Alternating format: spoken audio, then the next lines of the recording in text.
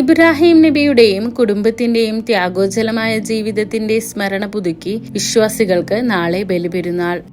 ഈദുൽ അദ്ഹ എന്നാണ് അറബിയിൽ ബക്രീദ് അറിയപ്പെടുന്നത്. അദ്ഹ എന്നാൽ ബലി എന്നാണ് അർത്ഥം. ഈദുൽ അദ്ഹ എന്നാൽ ബലി പെരുന്നാൾ എന്നും. ഈ ദിവസം അറവുമാടുകളെ ബലി കൊടുക്കുന്നത് പ്രധാനപ്പെട്ട ആചാരമാണ്. ഹജ്ജ് കർമ്മങ്ങളോടെ ബുധനാഴ്ച അറഫ നോമ്പ് പൂർത്തിയാക്കിയാണ് വിശ്വാസികൾ ബലിപെരുന്നാൾ ആഘോഷത്തിലേക്ക് കടക്കുന്നത്. അറബി മാസം ദുൽഹജ്ജ് 8, 9, 10 എന്നീ ദിവസങ്ങളിലായാണ് തീർത്ഥാടകർ ഹജ്ജ് കർമ്മം അനുഷ്ഠിക്കുക. 10ാമത്തെ ദിവസമാണ് അറഫ സംഗമം.